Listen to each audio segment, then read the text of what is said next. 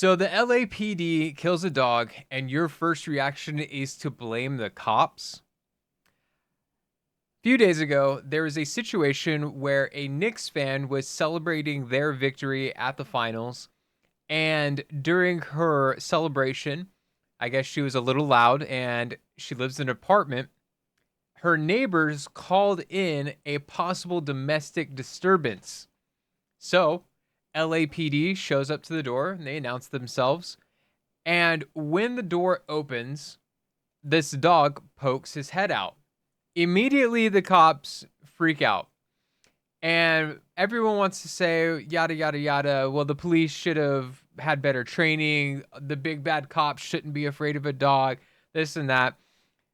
And I feel like what we're doing is we're shifting a lot of the blame to an external source rather than an internal source. And that's the fresh perspective I want to apply to the situation here. And the context of it is I ride motorcycles. I've been riding motorcycles for years now. And a lesson that I learned, probably the most integral lesson to riding a motorcycle, is to ride like you are invisible. It wasn't until my second accident that I really got that lesson drilled into my brain, because at the end of the day, I could be doing everything right and the other driver could be doing everything wrong. And if I go down and get into an accident, I'm still hurt. It's not my fault, but I'm still going to suffer because of it. And so that really shifted my focus from other drivers and counting on them to do the right thing and not make improper decisions while driving around me, to me doing everything in my power to avoid and not even give them the chance to do something wrong. The best example I can give of this is green lights. When it comes to green lights, I don't just drive through. I slow down and I always look both ways. Maybe I don't come to a complete stop, but even if it's a cold green, like it's been green for a while, I will always try to make sure everyone's stopped on the intersecting path of travel, because if I go through that and someone else runs the red light, it's their fault. I'm the one who's suffering. And that's the lesson I kind of want to apply to this, because looking at the footage, once again, everyone wants to blame the police officer, but if you look at the footage, the door opens up, the dog pokes its head out, and actually, even before that, LAPD knocks on your door, any agency knocks on your door, I'm not opening the door.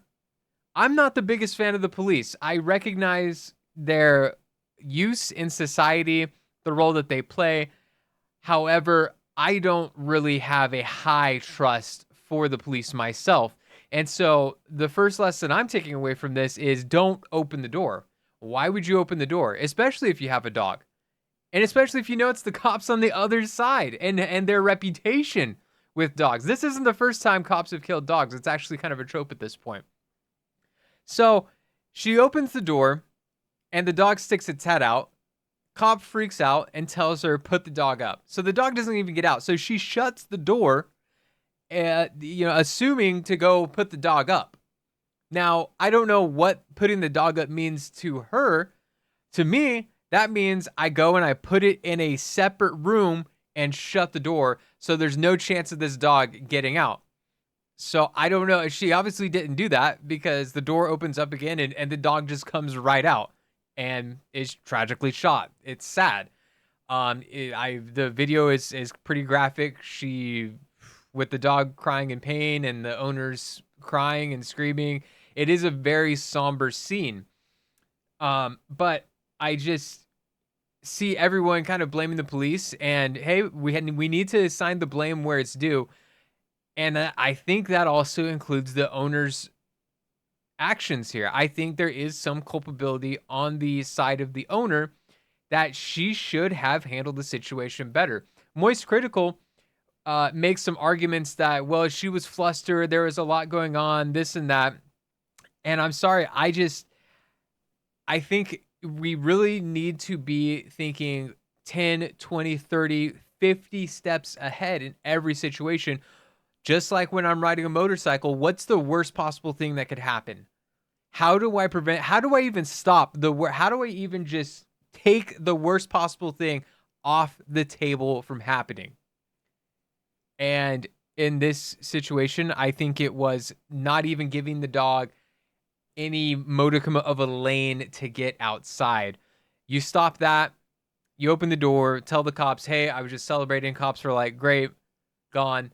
Everyone has a good night, but it unfortunately did not work out that way.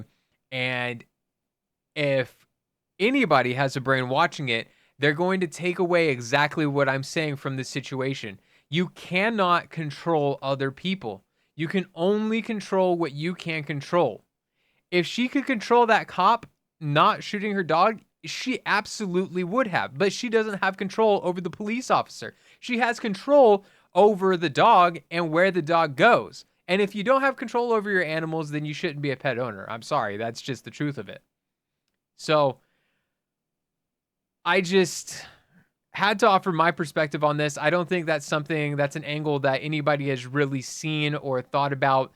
And I think it's worth looking at, you know, because there's certainly not going to be any justice from the police department. Cops rarely, if ever, face accountability. So I would highly doubt that she's going to see anything out of this situation. All she's going to have is one of the worst memories of her life. That cop is probably not going to feel bad about it, to be honest with you. And yeah, it's just a really sad situation. And another place we should be assigning blame is the neighbor who called it in. Like, I live in a not so good area, and I never call the cops unless it's like a full-on Vietnam gun battle going on outside. I'm not calling the cops. Like, people's business is people's business. I keep to myself. I pay my rent. I live and let live. I think a lot of this blame needs to be assigned to the Karen who called the cops in the first place, then to the pet owner, and lastly to the cop.